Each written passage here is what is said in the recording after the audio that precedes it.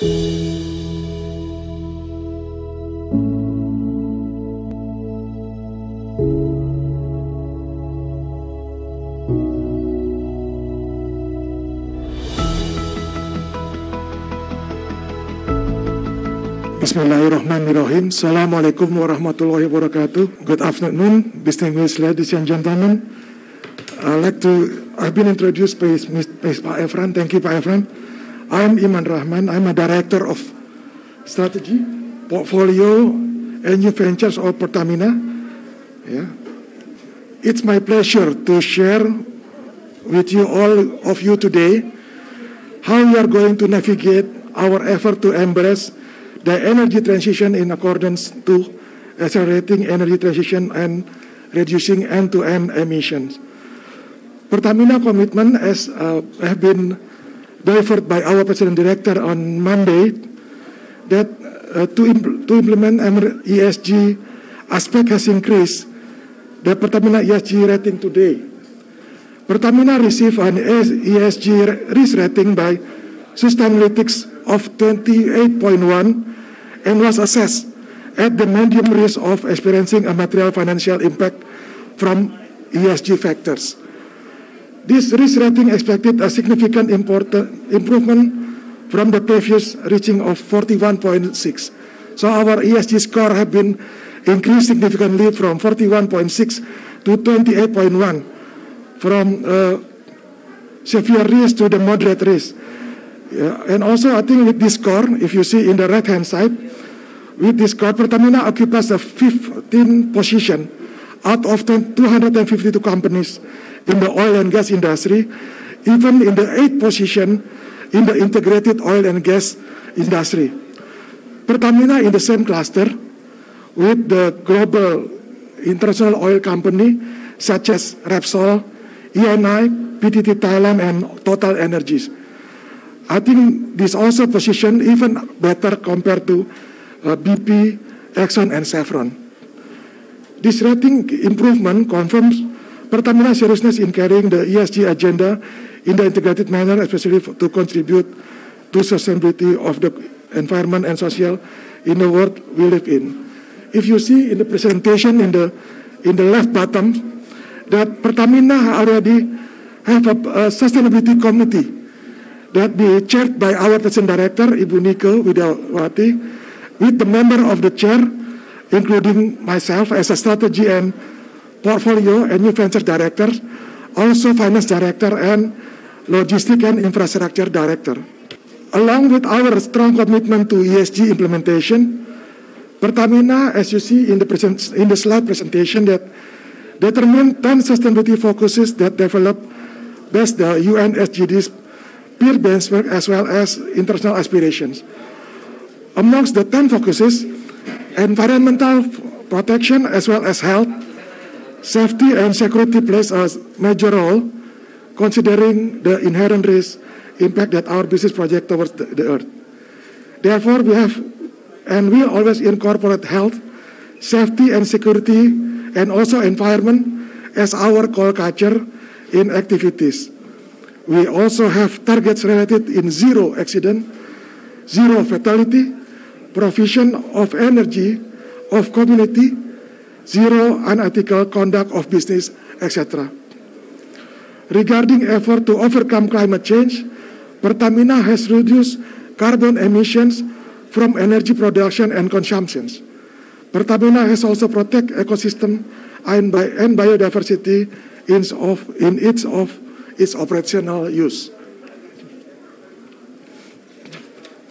I think these slides delivered an insight to deliver an overview of energy megatrend that has been occurred since 1850s until now.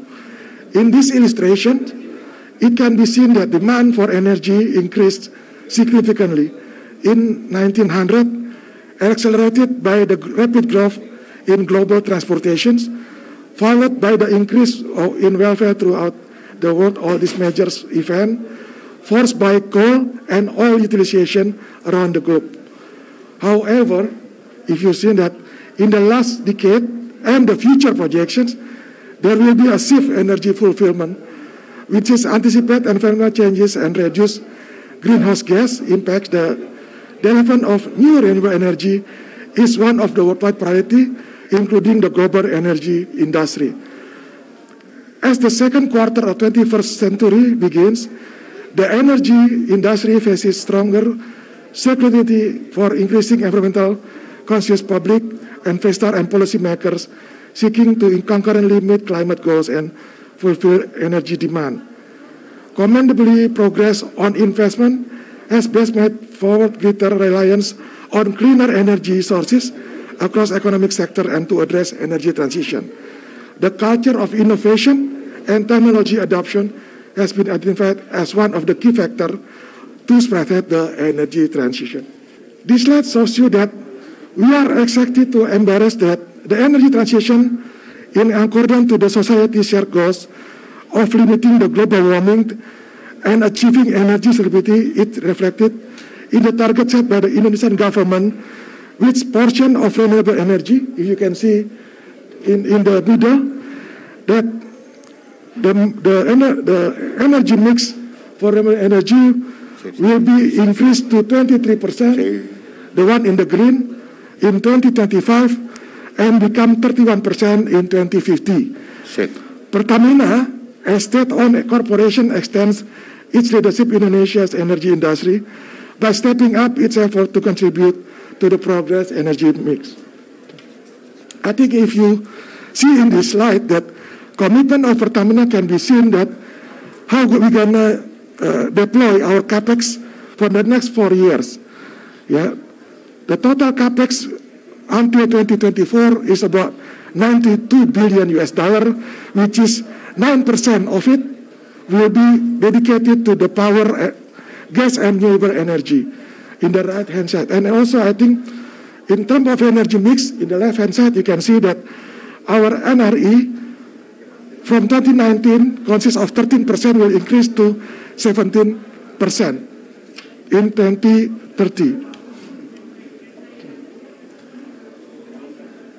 As a group, Pertamina has set a target of 30% emissions reduction in 2030 compared to 2010 baseline. We currently evaluating a more ambitious emission reduction target. Consequently, every offline of the business in Pertamina, including upstream, must contribute to achieve our existing and future target. In 2020, Pertamina has succeeded in reducing GHG emissions by 27% compared to 2010, which is we are targeting as Indonesian target to reduce by about 23%.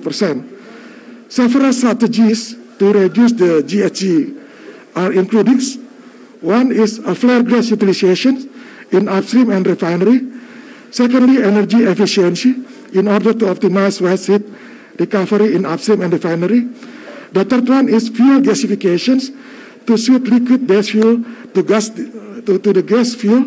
The fourth one, and also other activity in commercialization, the CO2 venting to customer in upstream or other process optimization in geothermal activities. To drive a new and renewable energy growth in Indonesia energy mix, I think Pertamina, prepare 8 strategies.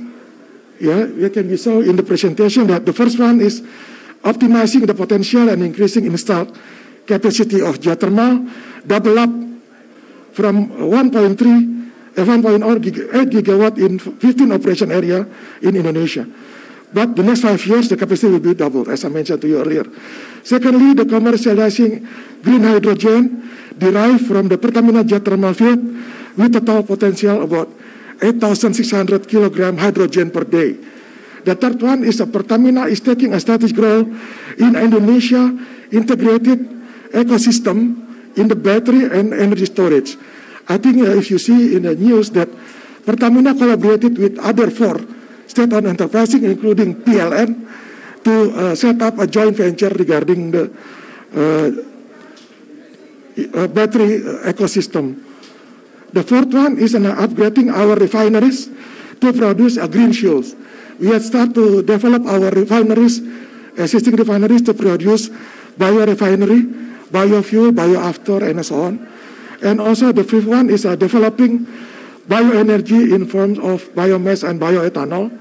And also the sixth one, we continue to scale up the utilization of new energy for power generation, including the solar power plants. We're targeting about 5.5 megawatt and target to reach about 2.25 megawatt next year. And lastly, I think allowing us to also reduce our existing carbon footprint as we are gas and oil company, but by implementing carbon capture, carbon utilization, and also storage in enhancing production in several our existing oil and gas fields. I think finally, the most effective way in the global collaborations, the most effective way is by have a global collaboration with binding target and firm transition planning. We do hope with upcoming COP26, it will strengthen the commitment to increase joint collaboration and also give a clearer view on energy transition plan. As I quote some Liverpoolian football said that we never walk alone. So I think we can work together in the area of research and development to accelerate energy transition. Thank you very much. Assalamualaikum warahmatullahi wabarakatuh.